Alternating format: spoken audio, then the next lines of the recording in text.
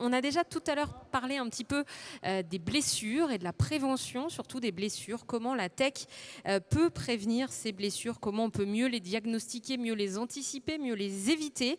Eh bien, ça va être le thème que nous allons aborder maintenant avec 4 invités. Je vais vous demander d'accueillir Pierre Drouillet, qui est professeur de mathématiques appliquées à l'Université de Clermont-Auvergne, membre du laboratoire de mathématiques Blaise Pascal au CNRS. Bienvenue, ainsi qu'Anne-Hélène Olivier, maître de conférence à l'UFR STAPS de Rennes, chercheuse à l'INRIA. Thierry Pozzo est avec nous cet après-midi, il est professeur de neurosciences à l'Université de Dijon. Et enfin, Bernard Dufour, président de la commission médicale à la Ligue nationale de rugby, avec des résultats récents. Bernard Dufour qui probablement vous donne le sourire. On aura l'occasion d'en reparler. Merci en tout cas à tous les 4 d'être avec nous pour évoquer ces blessures. On parlait de risques tout à l'heure avec nos précédents invités, de risques pour la carrière. La blessure en est un. Anne-Hélène Olivier, donc vous travaillez dans ce laboratoire Mouvement Sport Santé à Rennes. Depuis un an, vous collaborez avec une université canadienne et vous travaillez spécifiquement sur les rugbymen d'ailleurs, pour comprendre l'impact de la commotion cérébrale. On en parle beaucoup, on en parlera avec vous, docteur, tout à l'heure. En quoi consistent vos investigations précisément ? Oui, donc bonjour à tous. Donc c'est un travail qui est encore en phase expérimentale. Donc peut-être pour donner des éléments de contexte, la commotion, ça touche les professionnels, les amateurs, les hommes et les femmes ne sont pas épargnés. Donc les autorités du rugby français, je pense qu'on en reparlera, ils sont très sensibles et ont mis des actions en place, un protocole commotion, procédure carton bleu. Donc l'idée, c'est de détecter les commotions et d'avoir une récupération avant le retour sur le terrain. Alors, cette récupération, elle est basée sur la base de symptômes cliniques, de disparition de ces symptômes. Et des études ont montré, alors notamment sur les tâches statiques, qu'il y aurait un décalage entre la récupération clinique et la récupération physiologique, ce qui pourrait expliquer que ces athlètes, finalement, ils ont un risque accru de refaire une commotion et de se blesser. En gros, ils reviennent trop tôt parce qu'ils n'ont plus de signes cliniques, mais qu'ils ne sont encore pas totalement guéris. Et vous essayez de montrer ça. Comment vous procédez pour justement aller chercher ces petits détails qu'on ne ressent pas, on va dire ? Donc nous, on s'est intéressé, alors stratégie visio-motrice, l'idée c'est assez simple, c'est de comprendre comment on agit en fonction de ce qu'on perçoit. Et au rugby, c'est un cadre dynamique aussi, donc on s'est intéressé à comment on s'adapte au mouvement de l'autre. Donc là, on a utilisé une tâche de croisement de piétons, donc on demande aux joueurs d'aller au bout du gymnase et ils croisent un autre piéton et on va mesurer la manière dont ils s'adaptent au mouvement de l'autre. Et les résultats préliminaires ont montré qu'on avait une différence d'adaptation entre des joueurs et des joueuses qui ont eu une commotion dans les 6 derniers mois en comparaison à des joueurs qui n'en ont pas eu. Notamment, ils ont un comportement pas adapté et des comportements un petit peu plus risqués avec une mauvaise adaptation en fait en regard du mouvement de l'autre. Donc concrètement, il les percute, il les frôle, il ne s'écarte pas ? Il s'écarte moins. Alors on est encore sur des résultats préliminaires à confirmer, mais voilà, on a des indices qui montrent qu'en termes de ces adaptations à notre environnement, il y aurait des choses qui ne sont pas encore revenues au niveau avant la commotion. Comment vous travaillez, ou est-ce que vous travaillez déjà avec les instances, justement, les ligues, les clubs, les fédérations ? Alors, donc ce sont des premières approches. Donc, on est en contact avec les médecins des clubs rennais. Et c'est vrai que là, nous, on aimerait pouvoir discuter, présenter nos travaux aux différents clubs et puis aux autorités du rugby français pour pouvoir avoir plus de joueurs justement à passer et puis pour qu'on comprenne mieux les symptômes et puis pouvoir tirer des conclusions un peu plus claires des effets de la commotion cérébrale. Alors justement, cette commotion cérébrale, on en parle beaucoup dans le monde du rugby. Vous êtes président de la commission médicale de la Ligue nationale de rugby, Bernard Dufour. Forcément, vous êtes amené à travailler sur cette commotion cérébrale, surtout comment on peut en avoir un petit peu moins et en tout cas prévenir les risques, notamment en cas de retour de certains joueurs. Vous utilisez la vidéo, vous, pour travailler là-dessus. Oui, donc ce que je voulais vous dire, c'est que nous démarrons l'étude de la commotion cérébrale de façon entre guillemets scientifique à partir des années 2009-2010.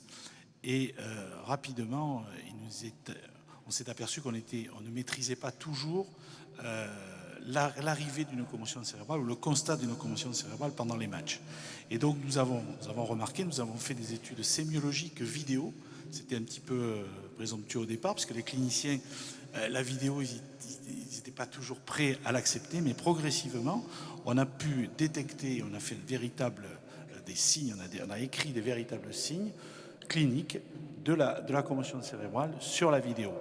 Donc après, ce qu'il fallait, c'était arriver à trouver des outils pertinents pour dire, bien voilà, là, qu'est-ce qui se passe? Il y a une commotion cérébrale, et donc là, il faut faire sortir le joueur ou tester le joueur pour voir si celui-ci avait des problèmes et ne pouvait plus revenir en jeu. Vous utilisez notamment l'outil qui s'appelle Vogo Sport. On aura l'occasion d'en reparler demain parce que Vogo apporte énormément de choses au monde du sport aujourd'hui et au spectacle dans les stades, mais il aide aussi aujourd'hui les staffs et notamment les médecins. On va voir quelques images. Qu'est-ce que vous apporte cet outil Vogo? Comment vous l'utilisez? Nous, cet outil, ce qui est important, c'est d'éviter, entre guillemets, c'est ce que nous demandent les diffuseurs en particulier, c'était que le jeu ne soit pas arrêté. Alors nous, c'est vrai que quelque part, en tant que médecin, c'est pas notre problème, mais l'intérêt de ce système-là, c'est qu'on pouvait revoir les images en temps réel avec les différents angles de caméra, et c'est ce qui est important parce que... Est-ce qu'on a les images? Normalement, on a des images qui illustrent ce que dit Monsieur Dufour, les images de Vogo Sport. On va peut-être les suspicions de commotion cérébrale sont facilement détectées. Voilà, oui. Voilà. Et donc, on a cette vision avec différents angles. C'est-à-dire que la retransmission, parfois, du diffuseur, ce qui retransmet lui, ne montre pas tous les angles. Et en fait, ce qui se passe, c'est qu'on peut voir par une tablette tactile, bien sûr, où on arrive à revoir les 6 images. On peut aller jusqu'à 6, 8, voire 8 angles de caméra. Donc c'est une retransmission que les diffuseurs appellent premium. On arrive à avoir 8 angles de caméra, les regarder, revenir en arrière en temps réel, sans être obligé d'arrêter le match. Et donc là, à ce moment-là, on dit aux médecins qui est sur le bord du terrain, écoute, ce joueur ne va pas, il faut absolument le sortir. Et ça se rend compte, comme le disait Anne-Hélène Olivier tout à l'heure, peut-être que dans la façon dont il marche plus de la même façon qu'avant. Tout à fait, c'est ce que nous appelons la taxie. Hein. Souvent, c'est ça. On voit un joueur qui est inadapté à son geste sportif ou qui marche de façon un petit peu bizarre. Et surtout, on le voit dans sa performance. On voit que sa performance diminue. Et ça, ce sont des signes que nous voyons à la vidéo et qui nous permettent de faire sortir le joueur. Parce qu'on sait que faire sortir le joueur, c'est essentiellement le protéger, éviter ce qu'on appelle le deuxième impact, qui est d'autant plus grave. Et en plus, c'est d'éviter la surblessure, parce qu'il y a une baisse de la proprioception. Il y a une baisse de la proprioception, et cette proprioception va faciliter des blessures comme la rupture du croisé antérieur ou des lésions de la cheville et des épaules. Vous êtes sensible probablement aux travaux menés justement à Rennes pour éviter un retour trop rapide aussi, après que cette commotion ait été décelée, le joueur est sorti, mais on met un petit peu de temps à le faire revenir, puis on décide c'est bon, tout va bien. Là, on décide quand même d'aller un petit peu plus loin et peut-être de prendre encore plus de précautions. Bien sûr que nous sommes sensibles à tous les travaux qui peuvent être faits pour améliorer la santé d'un rugbyman et d'un sportif en général. C'est extrêmement important. Nous avons mis déjà en place un protocole, ce qu'on appelle un protocole de retour au jeu, qui est demandé aux médecins, aux kinés et aux préparateurs physiques de mettre en œuvre. Et ce protocole, c'est une reprise progressive de l'activité du rugby et de voir s'il y a une réapparition des signes. C'est vrai que nous sommes toujours à la recherche de détection de signes les plus fins, et pour éviter justement que des commotions cérébrales s'aggravent dans le temps. Vous allez pouvoir vous parler au cours de ce Sport Unlimited. C'est fait pour ça, hein, évidemment. En tout cas, dès hier, vous avez annoncé déjà de bonnes nouvelles sur ce plan, la baisse des commotions cérébrales lors de la dernière saison de Top 14. Et vous l'avez dit, c'est finalement une conséquence d'une meilleure prise en compte de ce problème. On voit les résultats déjà des travaux menés. C'est une meilleure prise en compte, ça c'est indéniable. La première fois qu'on a parlé de la commotion cérébrale dans le rugby, c'était en 2005. Nous étions totalement inaudibles, nous les médecins. En 2009-2010, c'est là où je dis ça a démarré, on a commencé à être écouté.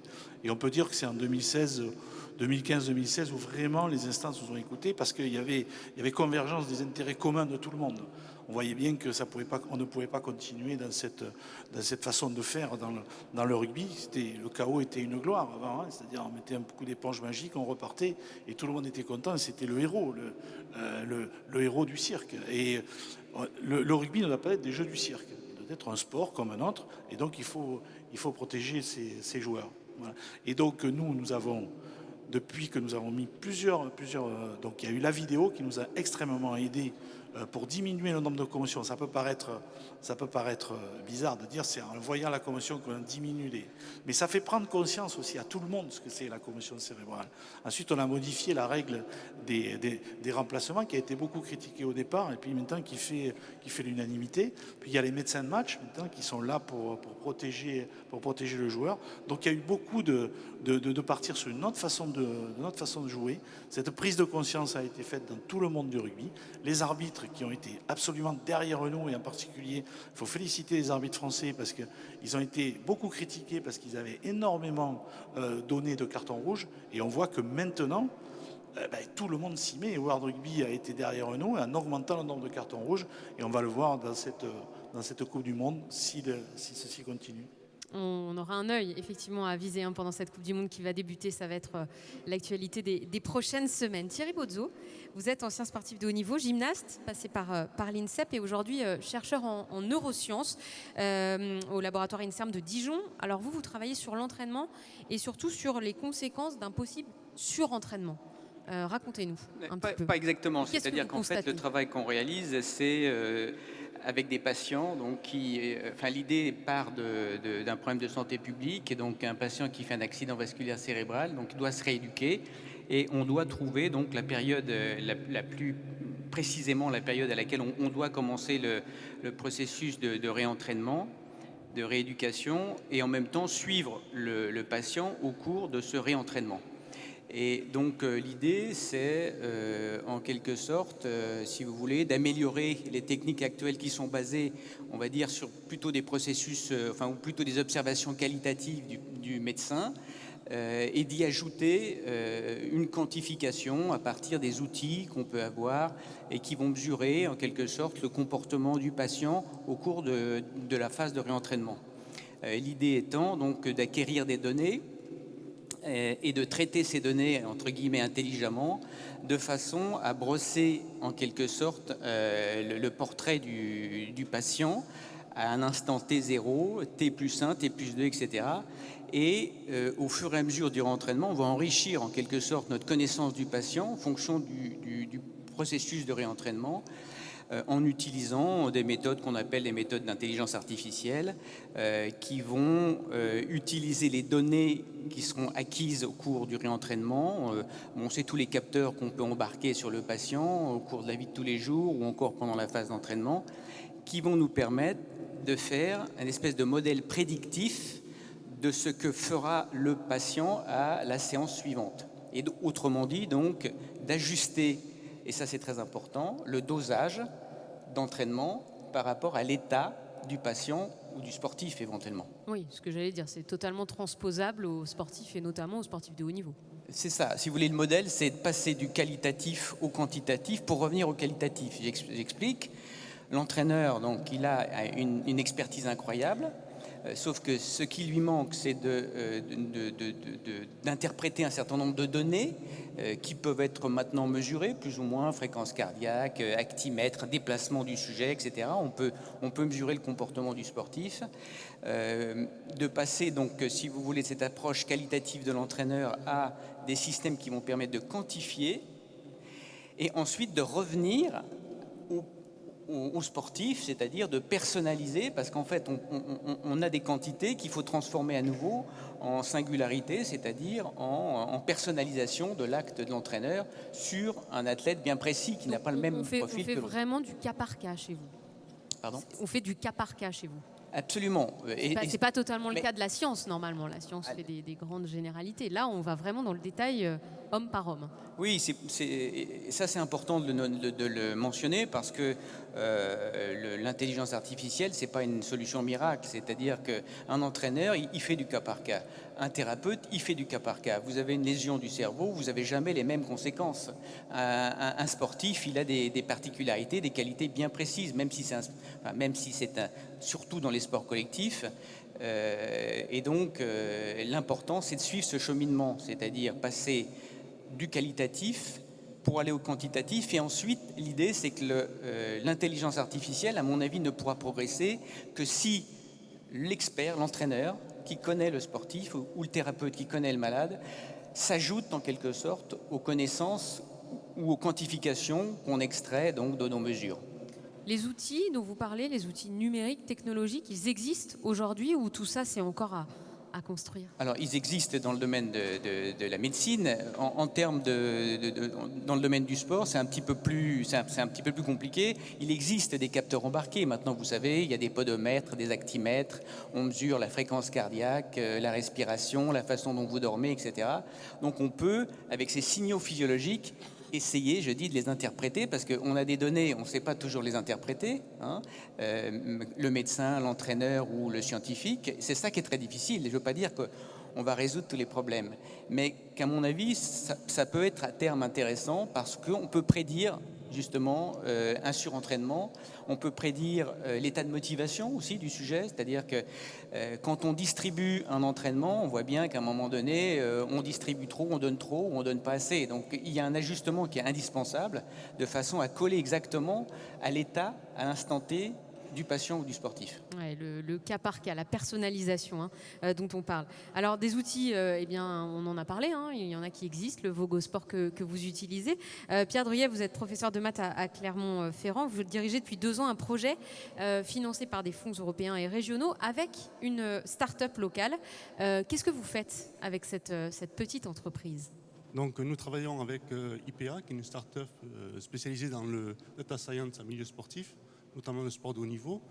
Et l'objectif de ce projet, c'est de construire justement des modèles prédictifs pour essayer d'évaluer un niveau de risque de blessure d'un joueur, d'un footballeur professionnel, de façon à savoir si il va in fine jouer ou pas le match. Alors, nos algorithmes, ils ne vont pas décider, ils vont juste être en apport. Ce qu'a dit Thierry Pozzo, c'est qu'en fait, ça va être un indicateur parmi d'autres qui va être utilisé pour donc évaluer ce risque de blessure. Et effectivement, dans nos modèles, des modèles mathématiques basés sur l'état de la science qui existent actuellement, notamment sur les indicateurs pouvant induire des blessures, donc sur entraînement ou sous-entraînement aussi, qui peut être aussi un indicateur de blessure. Des passages en entraînement sur la Vmax, donc la vitesse maximum, aussi la durée des entraînements. Donc on mesure tout ça. Hein. On mesure tout ça, voilà. On a des outils de mesure voilà, pour connaître. C'est donné par le staff médical et les entraîneurs donc, de l'équipe, qui les importent sur une plateforme qui s'appelle PlaySharp, et nous avons nos algorithmes donc, qui vont faire des prédictions de blessures. Et donc nos algorithmes, ils utilisent la connaissance à la fois de l'état de l'art, mais également tout l'historique des joueurs, ce qui permet de bien personnaliser nos modèles mathématiques joueur par joueur. Ça, c'est effectivement quelque chose d'extrêmement important, parce que 2 joueurs identiques, au même poste, n'auront pas forcément le même risque de blessure dans les mêmes conditions, parce qu'il y a vraiment un facteur individuel qui est extrêmement important. Donc on a des données qu'on récupère de matchs, des données aux entraînements, des données physiologiques. Tout ça, ça se mixe ensemble, voilà. Et on a quoi? On a des moyennes, on a des chiffres. On a un score en fait donc de risque de blessure. Donc plus le score est élevé et plus le risque de blessure sera élevé. Donc ces résultats, ils sont donnés à l'entraîneur. L'entraîneur, il décide ensuite s'il met ce joueur qui a un score élevé dans son équipe ou pas. C'est ça l'idée. Absolument. Ça, donc c'est donné au staff médical et ça va être pris en compte. Alors avec d'autres facteurs, puisqu'effectivement le staff est vraiment au contact des joueurs, donc ils ont d'autres appréciations. Mais c'est un indicateur supplémentaire de prise de décision. Je vous donne la parole, Thierry, juste après. Les résultats, ils sont probants. On a déjà des choses. Sur la saison dernière et sur une équipe de foot professionnelle, on a été à 80% de prévision de blessure. Donc c'est un algorithme qui fonctionne.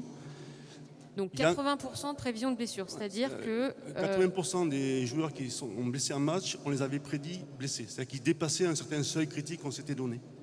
Et ils ont joué quand même. Et ils ont joué quand même, voilà. Parce qu'il y a d'autres considérations que simplement un score.